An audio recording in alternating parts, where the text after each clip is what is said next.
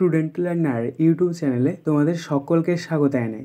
আজ আমাদের আলোচ্য বিষয় ষষ্ঠ শ্রেণীর ভূগোল বিষয়ের সেকেন্ড সামেটিভ এক্সাম অর্থাৎ দ্বিতীয় পর্যায়ক্রমিক মূল্যায়নের একটা উত্তর সহ নমুনা প্রশ্নপত্র নিয়ে।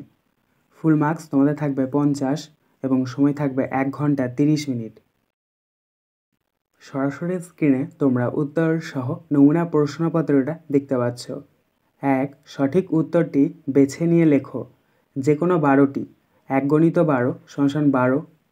ক উষ্ণতার প্রসর বেশি রাজস্থানে, পশ্চিমবঙ্গে না জম্মু কাশ্মীরে? সঠিক উত্তর হবে রাজস্থানে। খ মৌসুমী শব্দের অর্থ বৃষ্টি, ঋতু না তুষার? সঠিক উত্তর হবে ঋতু। গ অতিবেগুনি রশ্মি শোষণ করে ওজোন না নাইট্রোজেন গ্যাস? সঠিক উত্তর হবে ওজোন। গ প্রতিদিন গড়ে পৃথিবীর দিকে ছুটে আসা উল্কার সংখ্যা প্রায় 10, 15, 20 না 30,000 কোটি? সঠিক উত্তর হবে 10। ইঙ দুটি জায়গার মধ্যে উষ্ণতার পার্থক্য বেশি হলে সমষ্ণ রেখাগুলি দূরে দূরে একই জায়গায় না কাছাকাছি অবস্থান করে? সঠিক উত্তর হবে কাছাকাছি। চ বৃষ্টির ছায়া অঞ্চলের উদাহরণ হলো পশ্চিমঘাট পর্বতের পশ্চিম ঢাল, পশ্চিমঘাট পর্বতের পূর্ব ঢাল না নীলগিরির দক্ষিণ ঢাল? সঠিক উত্তর হবে পশ্চিমঘাট পর্বতের পূর্ব ঢাল। ছ জৈব পদার্থ বেশি পরিমাণে থাকে লাল মাটি, পলি মাটি না পার্বত্য অঞ্চলের মাটি না ল্যাটেরাইট মাটিতে? সঠিক উত্তর হবে পার্বত্য অঞ্চলের মাটিতে। বর্গীয় জ জলদাপাড়া একটি সুরক্ষিত অরণ্য, জাতীয় উদ্যান, সংরক্ষিত অরণ্য না অভয়ারণ্য? সঠিক উত্তর হবে অভয়ারণ্য। ঝ গাছগুলি মোচার মতো দেখতে হয় লবণাম্বু, ক্রান্তীয় পাতাঝরা, পার্বত্য নাতিশীতোষ্ণ না ক্রান্তীয় চিরসবুজ অরণ্যে? সঠিক উত্তর হবে পার্বত্য নাতিশীতোষ্ণ। পিটপালিঙ্গ তুলা চাষ সবচেয়ে ভালো হয় কালো মাটিতে, লাল মাটিতে না পার্বত্য মাটিতে? সঠিক উত্তর হবে কালো মাটিতে। ট পৃথিবীতে প্রথম প্রাণের সৃষ্টি হয়েছিল ভূমিতে, জলে না বাতাসে? সঠিক উত্তর হবে জলে।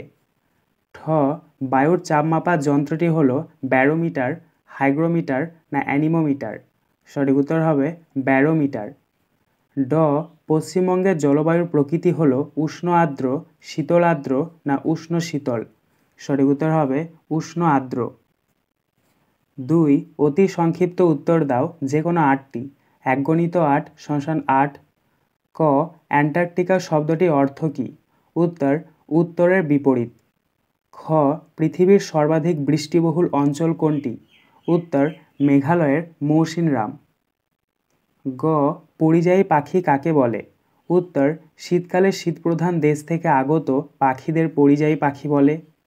ঘ বিশ্ব অরণ্য দিবস কবে পালিত হয়? উত্তর 21শে মার্চ। ইঙ আন্টার্কটিকায় স্থাপিত ভারতের প্রথম গবেষণা কেন্দ্রটির নাম কি? উত্তর দক্ষিণ গঙ্গোত্রী। চ কোন যন্ত্রের সাহায্যে বায়ুর গতিবেগ মাপা হয়? উত্তর অ্যানিমোমিটার যন্ত্রের সাহায্যে বায়ুর গতিবেগ মাপা হয়। ছ কত সালে বন্যপ্রাণী সংরক্ষণ আইন চালু হয়? উত্তর 1972 সালে বন্যপ্রাণী সংরক্ষণ আইন চালু হয়। বর্গীয় জ দাক্ষিণাত্য মালভূমির উচ্চতম শৃঙ্গের নাম কি? উত্তর দাক্ষিণাত্য মালভূমির উচ্চতম শৃঙ্গের নাম আনাইমুদি। ঝ পশ্চিমী ঝঞ্ঝা বলতে কী বোঝো? উত্তর শীতকালে ভারতের উত্তর পূর্ব মৌসুমী বায়ুর প্রভাবে মাঝে মাঝে 2-4 দিন একটানা আকাশ মেঘলা থাকে ও ঝিরিঝিরি বৃষ্টি হয়, একে পশ্চিমী ঝঞ্ঝা বলে। পিটপালিঙ্গ পৃথিবীর শীতলতম জনবসতিহীন স্থানের নাম কি? উত্তর পৃথিবীর শীতলতম স্থান আন্টার্কটিকার ভস্টক। 3 নিচের প্রশ্নগুলির সংক্ষিপ্ত উত্তর দাও যে কোনো 4টি। 2 গণিত 4 = 8। ক আবহাওয়া ও জলবায়ুর মধ্যে 2টি পার্থক্য লেখো। উত্তর আবহাওয়া ও জলবায়ুর পার্থক্য। প্রথমে তোমরা দুটো ছক করে নেবে। বাঁ দিকের ওপরে লিখবে আবহাওয়া, ডান দিকের ওপরে লিখবে জলবায়ু। আবহাওয়ার নিচে 1 নাম্বার দিয়ে লিখবে আবহাওয়া বলতে কোনো একটি নির্দিষ্ট স্থানের নির্দিষ্ট সময়ের বায়ুর উষ্ণতা, আর্দ্রতা, বায়ুর চাপ, বায়ুপ্রবাহ, মেঘাচ্ছন্নতা প্রভৃতিকে বোঝানো হয়ে থাকে। জলবায়ুর নিচে 1 নাম্বার দিয়ে লিখবে কোনো একটি নির্দিষ্ট অঞ্চলের 30 থেকে 40 বছরের আবহাওয়ার গড় অবস্থাকে জলবায়ু বলে। আবার আবহাওয়ার নিচে 2 নাম্বার দিয়ে লিখবে আবহাওয়া প্রতিদিন এমনকি প্রতি ঘন্টার ব্যবধানেও পাল্টাতে পারে। জলবায়ুর নিচে 2 নাম্বার দিয়ে লিখবে কোনো স্থানের জলবায়ু দীর্ঘ সময়ের ব্যবধানে পরিবর্তিত হয়ে থাকে। খ আমাদের জীবনে জলবায়ুর দুটি প্রভাব লেখো।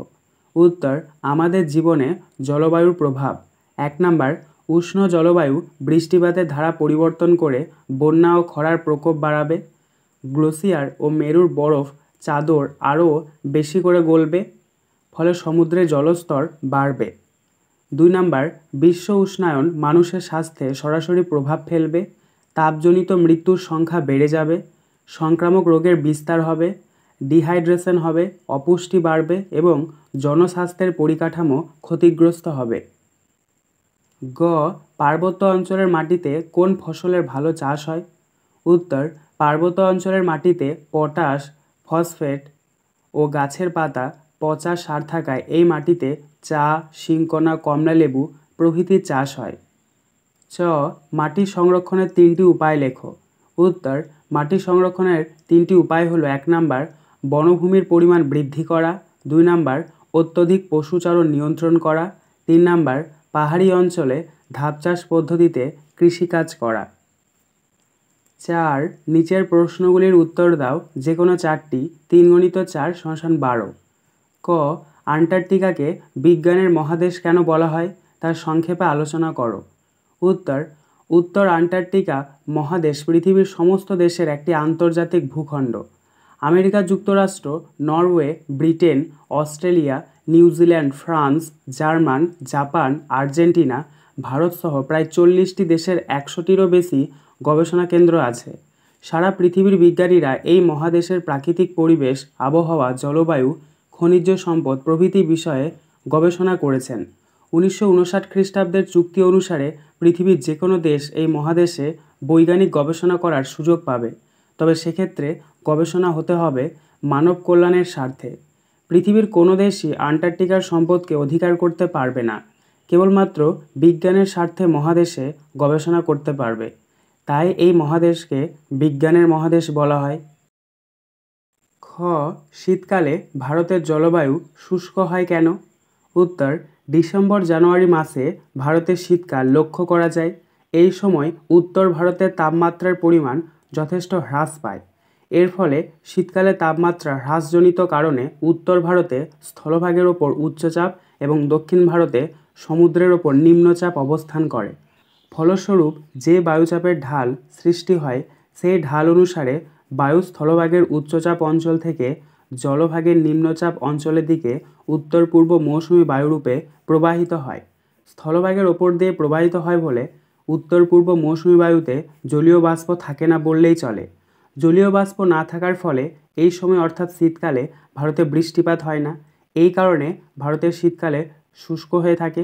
কেবলমাত্র তামিলনাড়ুর করমণ্ডল উপকূলে শীতকালে বৃষ্টিপাত হয়ে থাকে।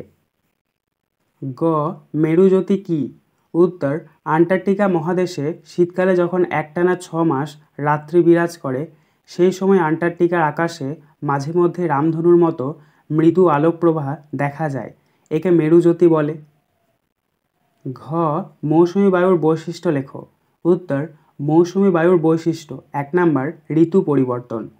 মৌসুমি বায়ুর আগমন ও প্রত্যাগমনের ওপর নির্ভর করে ভারতের 4টি ঋতু শীত, গ্রীষ্ম, বর্ষা ও শরৎ নির্ধারিত হয়েছে। 2 নাম্বার বৃষ্টিপাত। ভারতের মোট বৃষ্টিপাতের 90% ঘটে মৌসুমি বায়ুর আগমনে ও প্রত্যাগমনে। 3 নাম্বার আর্দ্র গ্রীষ্ম ও শুষ্ক শীতকাল।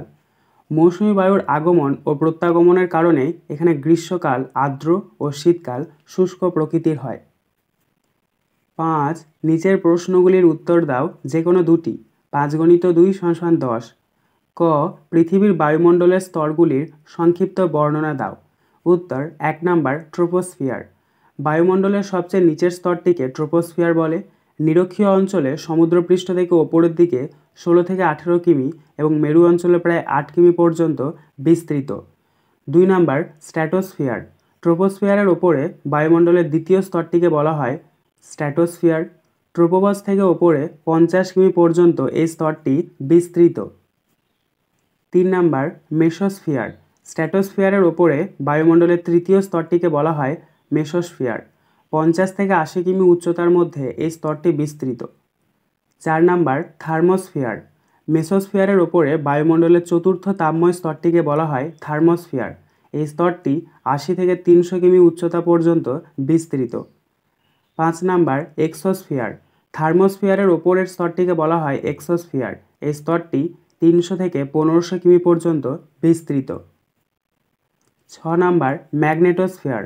এক্সোস্ফিয়ারের ওপরে বায়ুমণ্ডলের শেষ সীমা পর্যন্ত বায়ুস্তরকে ম্যাগনেটোস্ফিয়ার বলে।